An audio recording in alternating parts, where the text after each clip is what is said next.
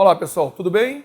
Eu sou o professor Gilberto, do curso Exatas, sou professor de Geopolítica, e a proposta hoje é fazer uma revisão, uma grande revisão para o PAS 3. Né?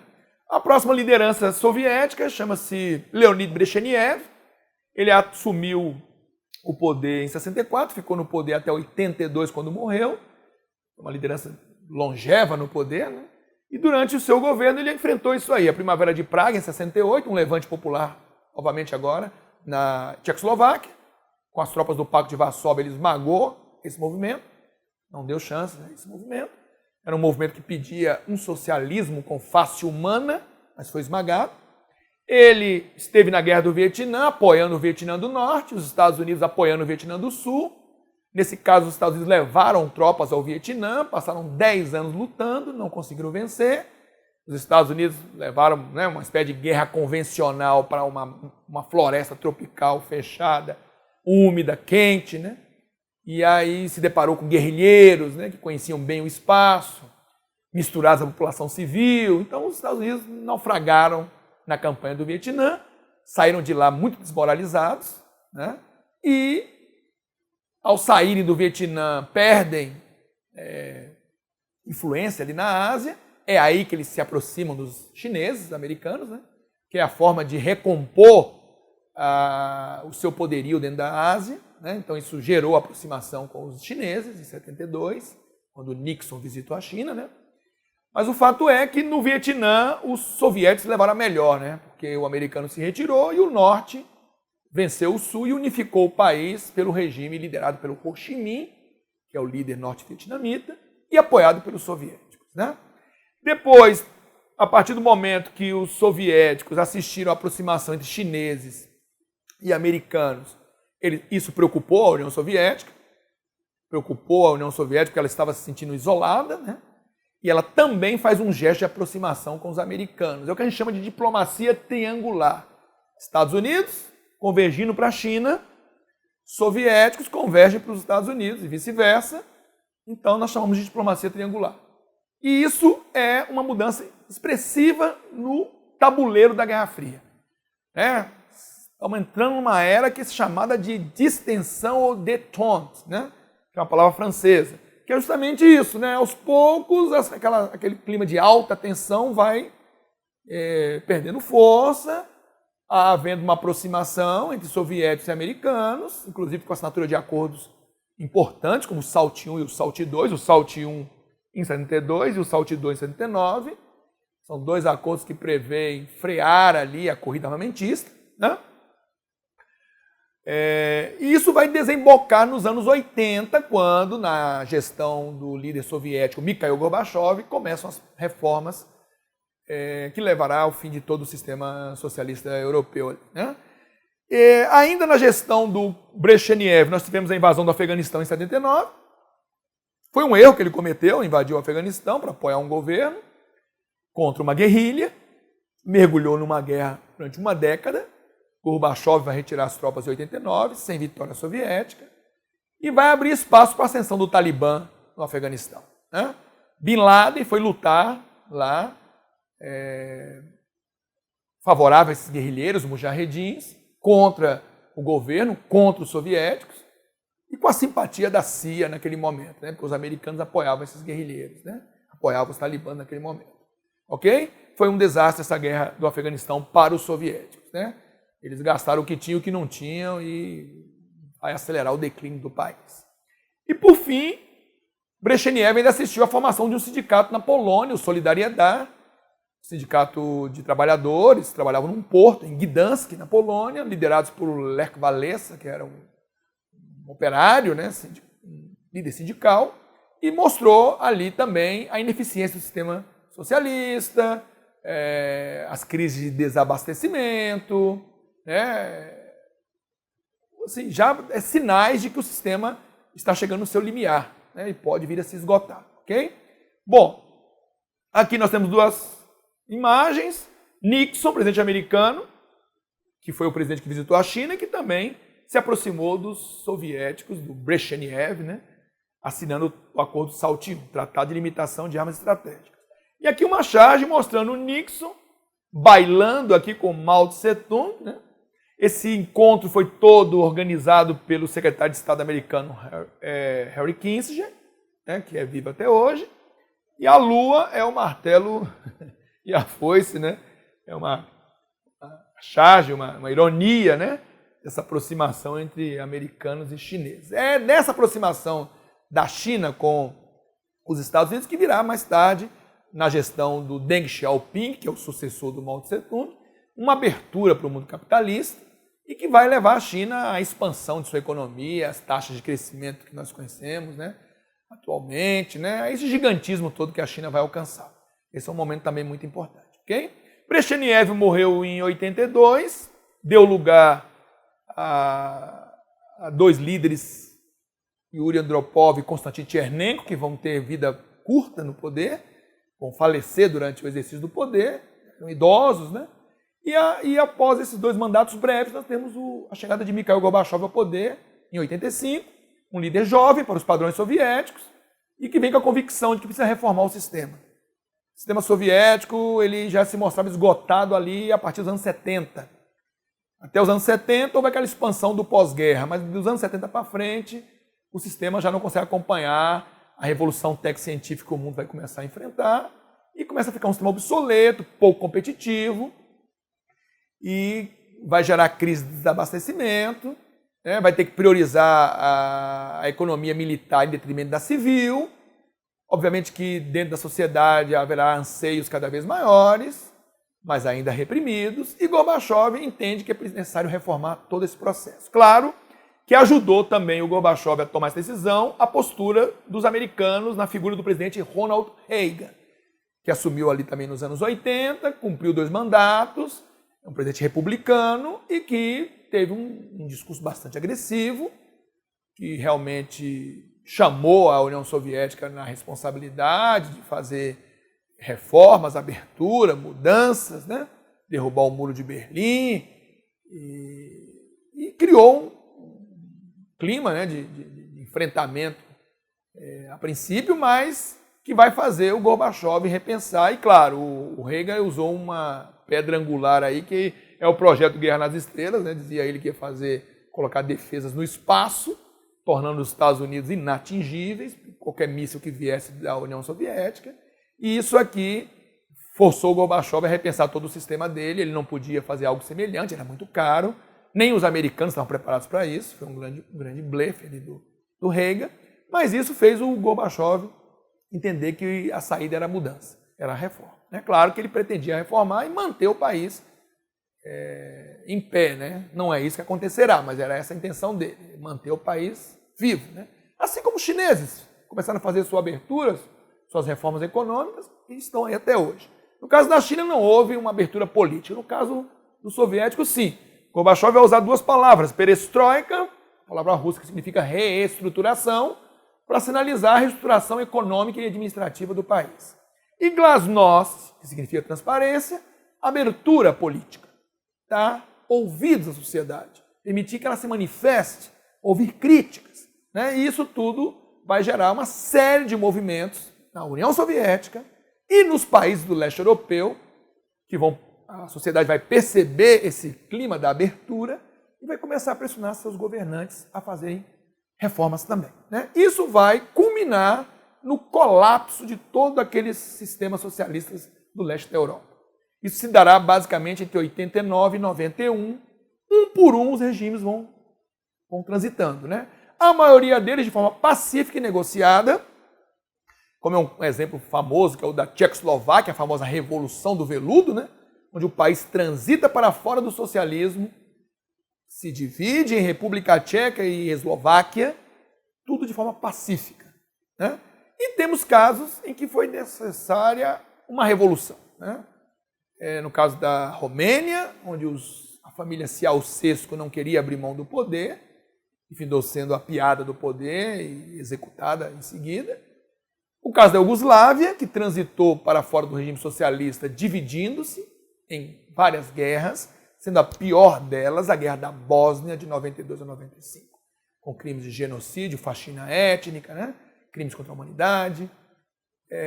Então a transição do leste europeu se deu, na maioria das vezes, de forma pacífica, em alguns casos de forma muito violenta.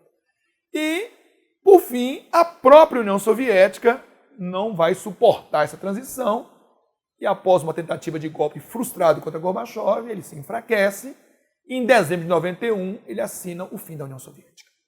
Então aí nós temos aí o fim da Guerra Fria, né? Isso é o marco final do final da Guerra Fria. Aqui está Gorbachev e Reagan, assinando um dos acordos da era deles, né? START, né? O INF e o START, são dois acordos que foram assinados por Gorbachev. Nesse caso aqui é o INF, o acordo que desmobilizava parte do arsenal dos mísseis balísticos de médio alcance, né? E mais tarde, já no governo do Bush pai, será assinado o START, que é o que desmobiliza a parte dos mísseis de longo alcance, né? Os balísticos intercontinentais. E aqui uma cena icônica, né? Que é a queda do Muro de Berlim, em novembro de 89, que é o que eu já disse, é o começo do fim da Guerra Fria, né? Ok? Bom, ao terminar a Guerra Fria, em dezembro de 91, termina também a União Soviética, né? No lugar da União Soviética nasceram 15 novos países, a Rússia é o maior deles, né? Estamos aqui com ela de verde, na cor verde, e temos os demais países, né, numerados aqui, que nascem, né? Os países bálticos, Letônia, Lituânia, Estônia, Ucrânia, Belarus, Moldova, Geórgia, Azerbaijão, Armênia, a Ásia Central aqui, né? O Cazaquistão, Turcomenistão, Quirguistão, Uzbequistão, né? Aqui a região do Cáucaso, né? Onde fica a passagem aqui da Europa para a Ásia, né? Uma região muito importante estrategicamente, porque aqui está o Mar Cáspio, que é muito rico em petróleo, e a partir dessa região, ou pela Ucrânia, pela própria Rússia, você tem a passagem de oleodutos e gasodutos que alimentam a Europa ou levam petróleo até o Mar Negro e de lá deixam a região pelo Mediterrâneo, né? No lugar da antiga União Soviética nasce a Comunidade dos Estados Independentes. Essa é a linha que define o limite dela, né? Basicamente, no início, nós vamos ter 12 das 15 ex-repúblicas. Só não Letônia, Lituânia e Estônia que não quiseram entrar, né? Então forma-se a CEI, né, no lugar. Só que a Rússia vai viver um período de forte declínio, pós-Guerra Fria, né? E aí nós estamos entrando já numa era pós-Guerra Fria, né? É a era em que você vai ver uma grande prosperidade americana na era do Bill Clinton. A partir do final da Guerra Fria, os americanos disponibilizam tecnologias de ponta, como a informática, a internet, as telecomunicações. Isso vai levar a uma grande prosperidade dos Estados Unidos. Os investidores mundiais vão correr em direção às bolsas americanas, às ações dessas empresas, né? E inflar o mercado americano com investimentos, com riqueza, com produção, com empregos, com salários, né? Então, é uma era muito próspera. Coincide com a era dos 2 mandatos do Bill Clinton, né? Uma era de grande prosperidade dos Estados Unidos e que os Estados Unidos se tornam absolutos no mundo a princípio, né?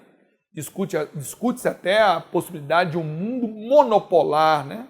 A Pax Americana que eles chamam. Logo mais na frente, na era Bush, se verá que não é bem assim, que os Estados Unidos têm suas fragilidades e que o mundo caminha mais para uma multipolaridade, né? Naquele momento chegou a se discutir até essa versão, né?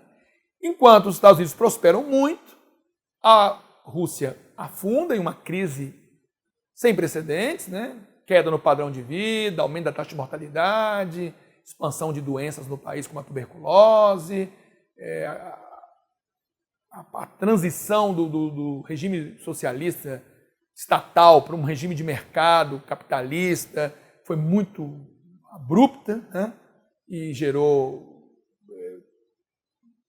formação de poderosos grupos, oligarquias, que pilharam riquezas que pertenciam ao Estado em favor do privado, em detrimento da sociedade que vai perder serviços, empregos, assistência, moradia, né?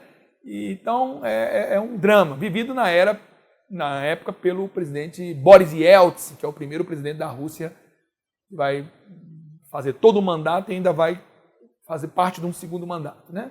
É Boris Yeltsin que dá lugar a Putin, né? Seu apadrinhado, Vladimir Putin, assume no lugar de Boris Yeltsin, já no final dos anos 90, né? E se mantém no poder até hoje lá, certo? E então a Rússia passa uma década muito desfavorável, o fundo do poço é a crise russa de 98, né?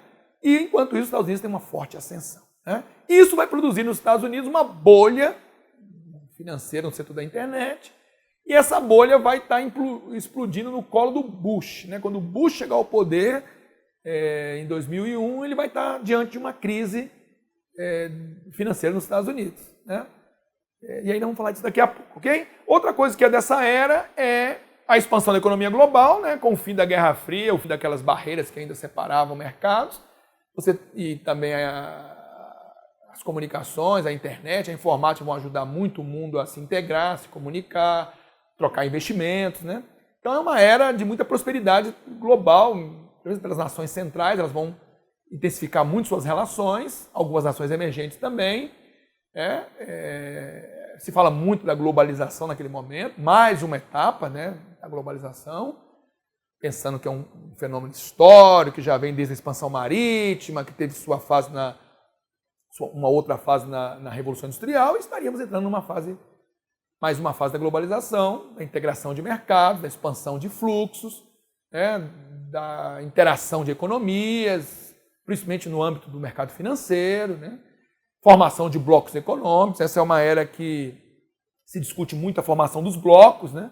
Os países se integram regionalmente na busca de aumentar suas trocas, seus investimentos, se fortalecer para um mundo globalizado, né? Então a gente tem vários blocos se formando, aqui um mapa mostrando o NAFTA na América do Norte, o Mercosul na América do Sul, né? A Comunidade dos Estados Independentes, a União Europeia, que até então era mercado comum europeu, em 92 assinaram o Tratado de Maastricht, o tratado que dá origem à União Europeia, à zona do euro, né? Então a Europa dá mais um passo na integração, se fortalece como um eixo da economia global, né? Temos a formação da APEC, Cooperação Econômica Ásia-Pacífico, né? Que é essa região que engloba países da Ásia, Oceania e América, né? Então, assim, há uma tendência muito forte de acordos comerciais regionais no mundo, né? Aqui um mapa mostrando um pouco da influência geopolítica, né? Como é que o mundo fica pós-Guerra Fria, né? Estados Unidos e Canadá, com sua influência ali, basicamente os Estados Unidos com muita influência sobre o Canadá, sobre o México, né? O outro bloco aqui da América Latina, Europa, Extremo Oriente, Austrália e Nova Zelândia, África Subsaariana, né? Quer dizer, um mundo reconfigurado após a Guerra Fria. Essa é uma tendência forte daquele momento dos anos 90. Né? Também temos nessa era os conflitos aqui da desintegração da Iugoslávia, né? No lugar da Iugoslávia nascerão a Eslovênia, a Croácia, a Bósnia-Herzegovina, o Montenegro, a Macedônia, o Kosovo, né? E a Sérvia reage a tudo isso, com várias guerras, mas ao final todos os territórios vão se tornar independentes, só a Voivodina, ao norte aqui, que ainda se mantém ligada à Sérvia, né? Então a desintegração da Iugoslávia, inclusive com o acordo de paz, o acordo de Dayton, que pôs fim à Guerra da Bósnia, né? Temos aqui acordo de paz no Oriente Médio, os acordos de Oslo, que duraram ali nos anos 90, é um momento importante. Bill Clinton mediou esse acordo ali com o Yitzhak Rabin e com Yasser Arafat. O terrorismo, né, do IRA lá no Reino Unido, né, na Irlanda, né, chega ao fim através do acordo de Páscoa da Feira Santa, né, um acordo histórico lá na época do Tony Blair, o primeiro-ministro britânico. Temos a África mergulhada em muitos conflitos nos anos 90, né, foi um continente que sofreu muito enquanto o mundo prosperava nos anos 90, na globalização, né, a África mergulhava em mais conflitos ainda, né. Então foi uma década muito dramática para a África. Então veja que o mundo, no pós-Guerra Fria, é um mundo com uma dinâmica bem complexa. Ao mesmo tempo que você tem acordos de paz prosperando, antigos movimentos depondo armas, nós temos um continente como a África mergulhando em guerras. Temos a ascensão chinesa, dos emergentes, né?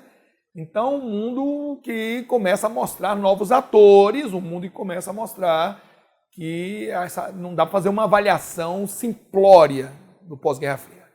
A complexidade aumenta, né? Então, voltando um pouquinho no nosso esquema. Bom, então, além da expansão da economia global e da formação de blocos econômicos, temos o mundo, em algumas áreas, mergulhando em conflitos, em outras, chegando a acordos de paz. Declínio russo, já falamos. A OTAN e a União Europeia se aproveitam desse declínio russo e avançam para cima do leste europeu. Então, vários países que pertenciam à antiga cortina de ferro, ou era parte da União Soviética, se integram à União Europeia, aderem à OTAN, que é um pacto militar, se aproveitando, obviamente, do declínio russo, né? E o mundo assiste uma grande ascensão da China. A China passa a crescer a taxas entre 10%, chega a crescer até 12%, né? Então, a China expande sua economia, se torna uma grande base de produção industrial internacional, né?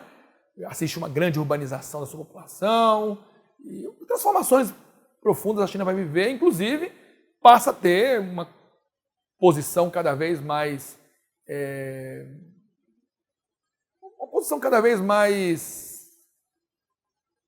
agressiva, vamos chamar assim, né? Do ponto de vista geopolítico na Ásia, passa a ter interesse em regiões da Ásia, mostrar-se, disputar áreas na Ásia ali com vizinhos como Japão, como Vietnã, como Filipinas, né? Principalmente ali no sudeste da Ásia, a China passa a ter uma posição mais contundente, né? Então, assim, o mundo assiste uma mudança forte de paradigmas, né? E aí nós temos um momento importante nesse processo todo, que é os atentados de 11 de setembro, né? Aqui, ó, uma imagem aqui das Torres Gêmeas, que são atacadas em setembro de 2001. O Bin Laden, né, aqui no caso, representando a Al-Qaeda, né, que teria organizado esse atentado. Quer dizer, então aquele mundo que prosperou muito nos anos 90, na era do Clinton, né, e chega agora na era Bush, né, que nós temos um Bush se convertendo em Obama depois, né, mas o Bush ele assume em 2001, está diante de uma bolha especulativa que está se implodindo no seu colo, e no final daquele ano, seu primeiro ano de governo, ele se depara com o maior atentado da história, né? A partir daí ele declara guerra ao terror, então isso é uma outra marca da história recente, a guerra ao terror. Ele se dispõe a fazer guerras preventivas contra países, elege países do eixo do mal, como ele chama, né? Coreia do Norte, Síria, Irã, Iraque, né? E vai começar a desfechar ataques a alguns desses países, né? A resposta dele aos atentados, ele vai inicialmente invadir o Afeganistão, em 2001, em 2003 invadiu o Iraque, né? E vai passar 2 mandatos envolvidos com guerras, né? Que vão gerar gastos astronômicos para os Estados Unidos, né? Ao mesmo tempo, a política financeira americana vai ficar mais frouxa, né? O Banco Central americano vai liberar crédito, diminuir juros, adia a crise, aquela crise que o Bush estava enfrentando vai ser adiada, mas vai gerar uma nova bolha, a bolha imobiliária, né? E dessa ninguém vai escapar. Em 2008 nós temos o rompimento dessa bolha, aí Bush está deixando o cargo, dando lugar a Obama, né? Obama assume em 2009, diante de uma crise que é a maior crise desde 29, e passará 2 mandatos buscando recuperar a economia do país. Essa crise vai se espalhar pelo mundo inteiro, vai atingir fortemente a Europa, né? Principalmente os PIGs, né? Portugal, Itália, Irlanda, Grécia e Espanha, serão muito atingidos por essa crise. Vai chegar depois na China, a China vai pisar no freio, vai chegar por aqui no Brasil, toda aquela ideia de BRIC, da expansão dos emergentes, né? Ela vai sofrer um contratempo muito forte, com uma forte crise atingindo Rússia, Índia, Brasil, né? Então todo aquele sonho, né, da ascensão dos BRICS tem que ser adiado, né, porque os países sofreram bastante com a crise global, são países que exportam muitas commodities e vão sentir muito a retração da economia global, né?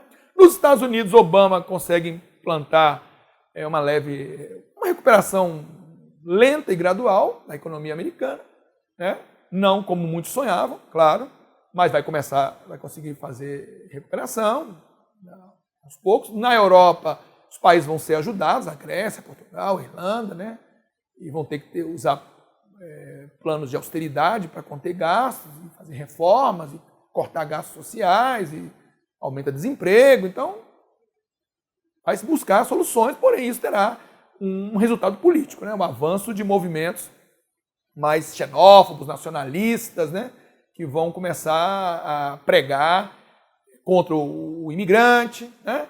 Essas guerras que Bush produziu no Oriente Médio, que vai desencadear depois, mais na frente, uma onda de refugiados, né? Lembre-se que em 2010 o mundo também assistiu a Primavera Árabe, né? Que são aqueles países do norte da África e depois do Oriente Médio, que movimentos populares, juvenis, né? Uma meninada que vai usar muito ali a rede social para se organizar e mostrar ao mundo o que está acontecendo, vai levar à queda de vários governantes.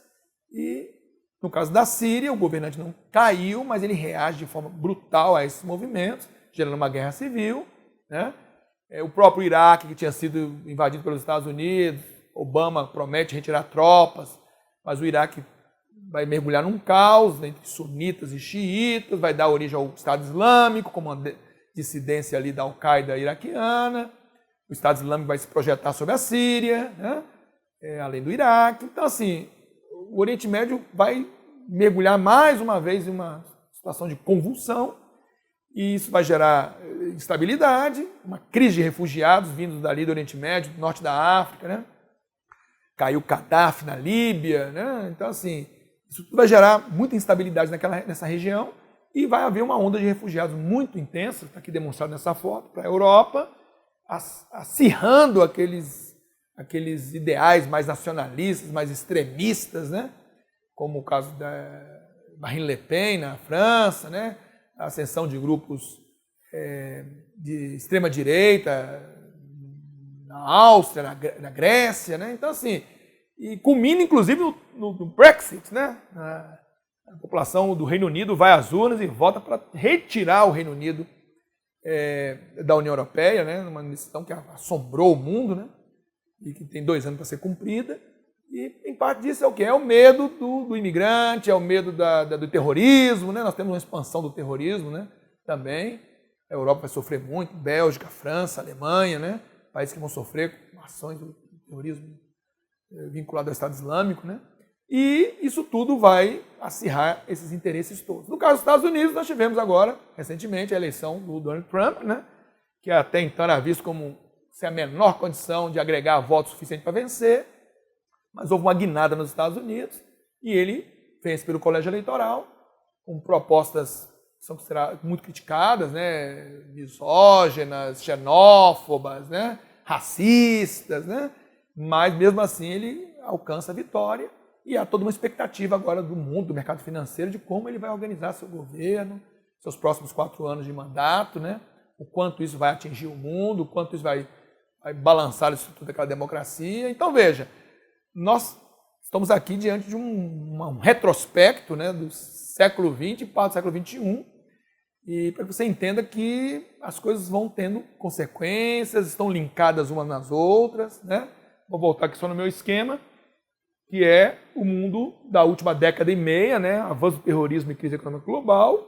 A Rússia se recupera na era Putin, o país prosperou ali entre 2001 e 2008, vendendo muito petróleo e gás ao mundo, e Putin passa a ter uma posição mais firme, é um autocrata, né? Internamente ele mantém o controle com mão de ferro, e externamente ele começa a agir, né?